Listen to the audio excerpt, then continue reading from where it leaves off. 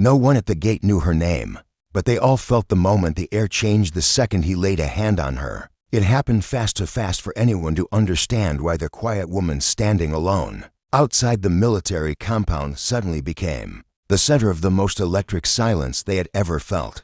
Before I tell you what happened next, tell me in the comments where you're watching from. I love knowing who's listening. Her name was Commander Liana Rourke, though she wasn't dressed like someone who held a rank that made decorated men stand straighter.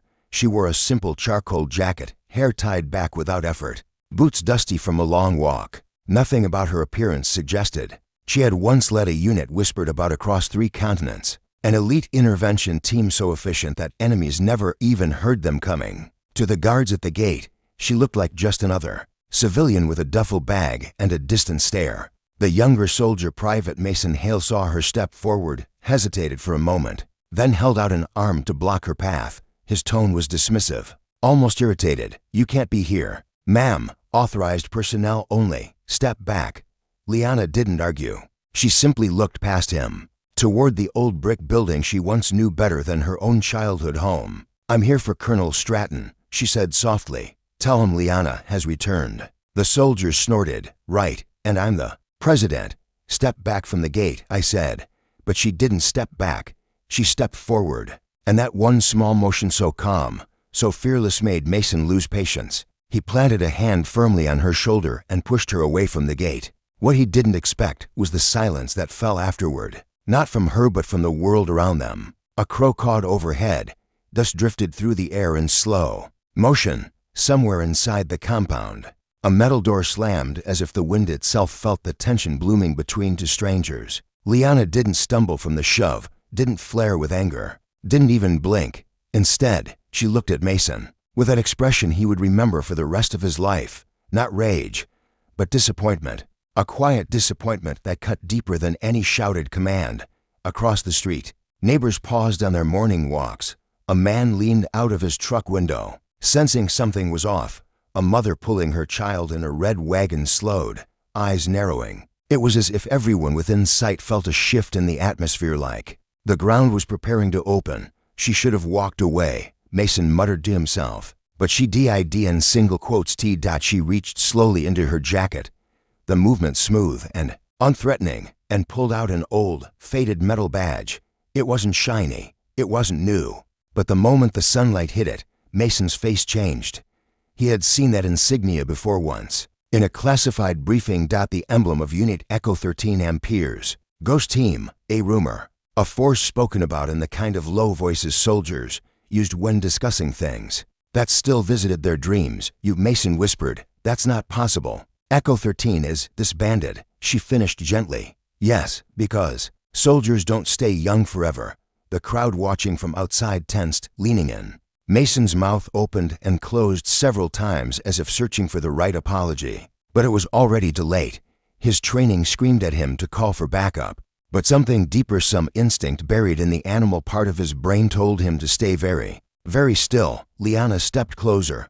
"I'm not here to cause trouble," she said. "But I won't ask twice. Let me through." Mason swallowed hard. Sweat gathered near his brow. But before he could move, heavy footsteps thundered behind him. 2 more soldiers approached, weapons slung over their shoulders, faces stern. "What's the issue here?" Sergeant Nolan barked. Mason pointed stiffly at Liana. "She's claiming to see Colonel Stratton." The sergeant studied her with suspicion. "Your business with the colonel?" Liana exhaled slowly. "He sent for me." Another silence. Sergeant Nolan didn't believe in ghosts, but he did believe in instincts, and everyone he had screened that this woman wasn't lying. Something in the way she carried herself, something in the way she observed every exit, every guard, every hidden camera. It wasn't normal, yet procedure was procedure. "No authorization, no entry," he finally said. A breeze moved through the street, gentle at first, then growing stronger, rustling loose papers across the pavement. A chime from the old bakery nearby tinkled in the wind. People on the sidewalk stepped back, as though giving space for a moment they couldn't explain. Liana closed her eyes for a second, her breath catching. She didn't want confrontation. She didn't want violence. She was tired, bone tired from years of running missions that had left scars no medic could see. But she also knew something none of them did. Colonel Stratton was dying, and his final Request had been her name. She opened her eyes. If you won't let me through peacefully, then you should step aside anyway, because in 10 seconds, this place will not be the same. Sergeant Nolan frowned. 10 seconds until what? Liana didn't answer. The universe did. A deep rumbling filled the air. Not thunder, not a vehicle. Something heavier, synchronized, approaching with precision. Then they appeared. A convoy of matte black tactical vehicles turned the corner, rolling down the road like a wave of steel. People gasped. Soldiers snapped to attention. Mason's heart pounded so hard he felt it in his throat. The vehicles stopped in perfect alignment outside the gate. Doors opened. Boots hit the ground in unison. 12 soldiers stepped out, each wearing the same insignia as Liana's badge. Their faces stern, discipline carved into every line on their bodies. They weren't here for war. They were here for her. At their front stood Captain Reeves, her former second in command. He didn't salute. He bowed his head. Commander Rourke, he said loudly enough for the entire street to hear. Echo 13 reports for escort. Mason felt the blood drain from his face. Sergeant Nolan muttered a curse under his breath. The mother with the red wagon covered her child's eyes, sensing that this was history happening right before them. Captain Reeves stepped closer to the gate. She comes with us. Colonel Stratton demanded it with his final call. The guards exchanged looks of panic.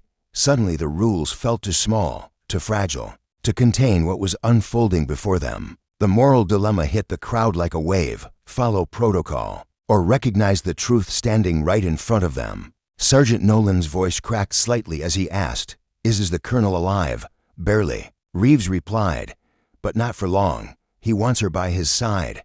Liana finally spoke. Again, her voice quieter than before. Let me in, please. I didn't come for authority or recognition. I came because a dying man wants to say goodbye. The weight of her words shattered whatever resistance remained. Nolan stepped aside. So did Mason.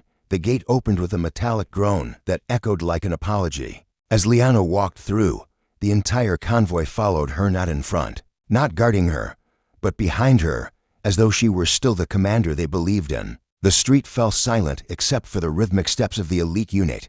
Mason whispered to Nolan, I shoved her. Nolan replied, Pray she doesn't hold grudges. But Liana heard them and simply smiled sadly. If I held grudges, she murmured, the world would be much emptier. Inside the compound, they led her to the infirmary where Colonel Stratton lay weak, pale, breath thin. When he saw her, his eyes brightened with recognition that looked almost like peace. You came, he whispered. I always come when you call, she answered, taking his shaking hand. He smiled faintly. They forgot who you were. She squeezed his hand gently. I didn't. In that quiet room, the world softened. Echo 13 stood at the doorway, heads bowed, forming a silent honor guard for the man who had shaped them into legends. Colonel Stratton whispered one last request. Take care of them. They still need you. And with that, he was gone. A hush fell across the unit, a deep, respectful silence that carried both grief and gratitude. Liana straightened, shoulders heavy yet strong. Outside the infirmary, Mason and Nolan waited, unsure if she would even look at them. But she did, and she approached with kindness. Not anger, you didn't know, she said softly. But learn from this. Strength doesn't always look the way you expect. Mason nodded, eyes wet.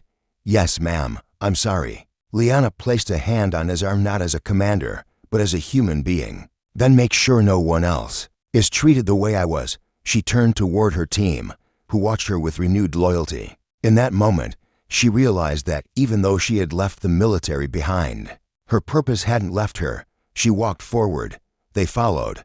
Because kindness doesn't vanish. It waits, and it finds its way back.